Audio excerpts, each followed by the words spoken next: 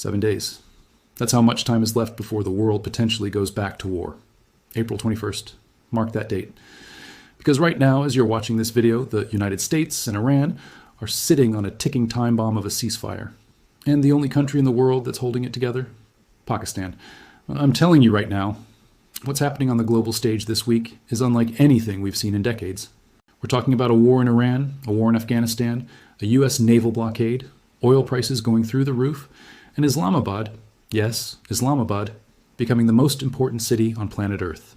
If you don't watch this video till the end, you will completely miss the full picture of what's actually going down right now. So let's break it all down. Starting from the very beginning, here's the deal. On February 28th, 2026, the United States and Israel launched a full-scale air war on Iran. In one single night, they took out Iran's supreme leader, Ayatollah Khamenei. They destroyed military installations, government buildings, and launched a campaign that sent shockwaves across the entire Middle East.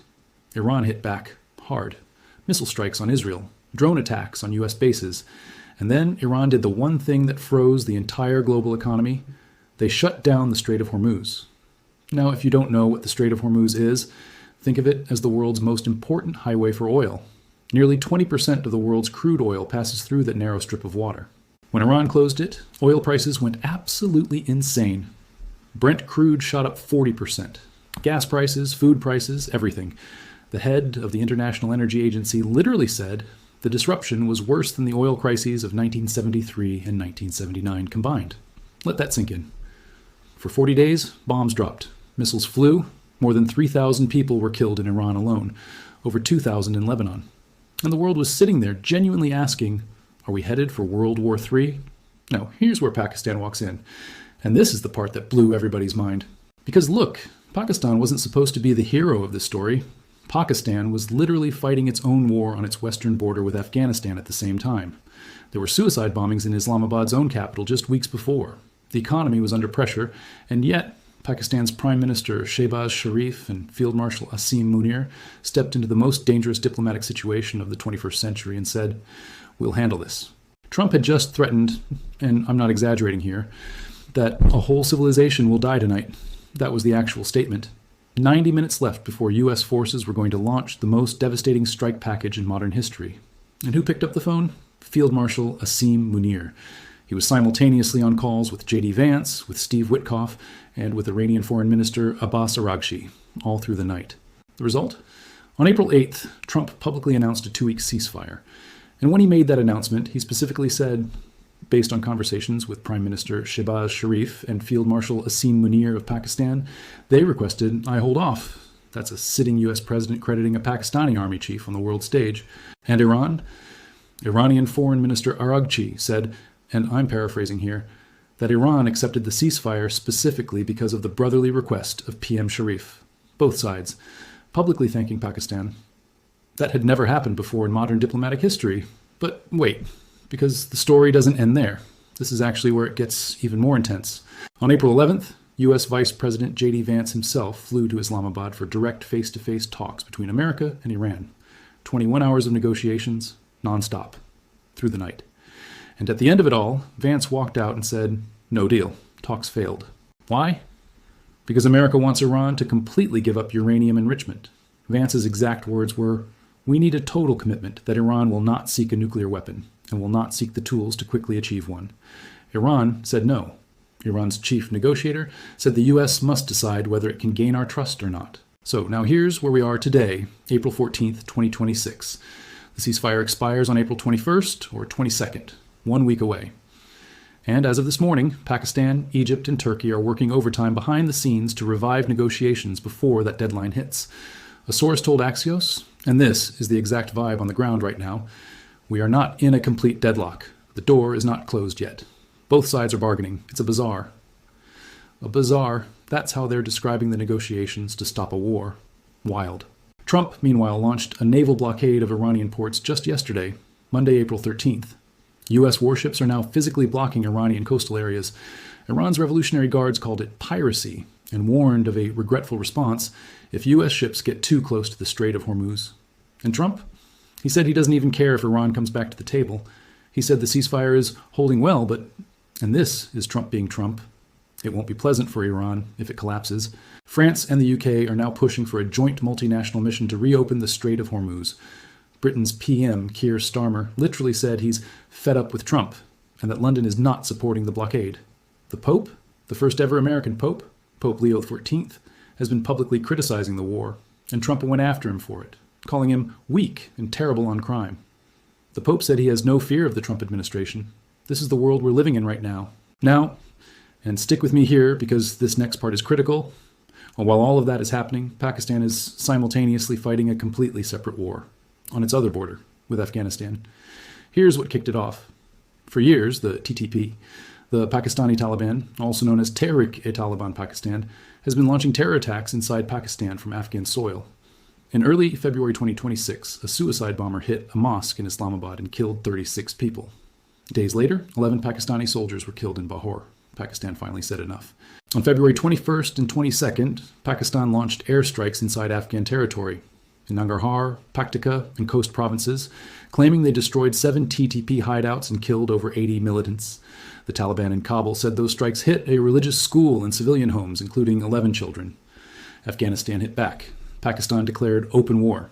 And since then, there have been constant cross-border airstrikes, artillery fire, drone attacks, and ground clashes along the entire Pak-Afghan border. The worst single incident? In March, Pakistan struck what it called a military target in Kabul. Afghanistan said it was a drug rehabilitation hospital, over 400 people killed, 260 wounded. That's a massacre by any definition. As of today, the UN says 194,000 people have been displaced by this conflict. 100,000 people in 2 Afghan border districts are completely cut off from food, medicine, and humanitarian aid because of Pakistani border shelling. Now China stepped in.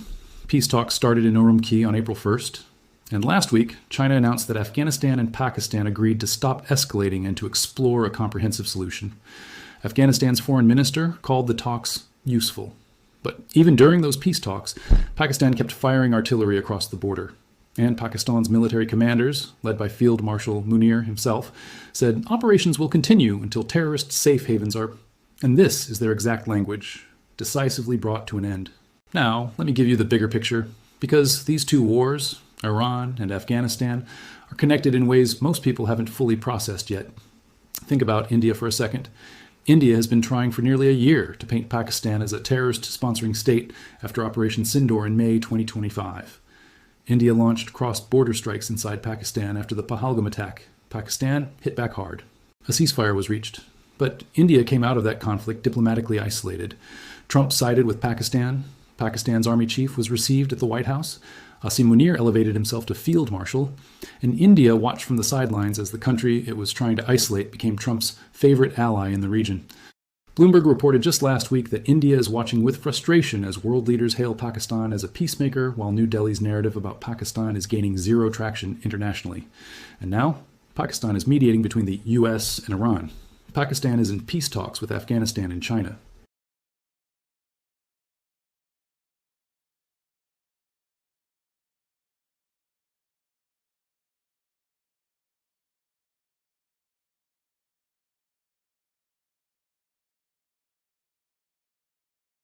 Now, I want to be real with you, though. Not everything is perfect for Pakistan. The country is still dealing with massive internal challenges. The Balochistan Liberation Army is still active. Terror attacks are still happening. The economy is still recovering. The Afghanistan war is costing money and lives that Pakistan can't easily afford.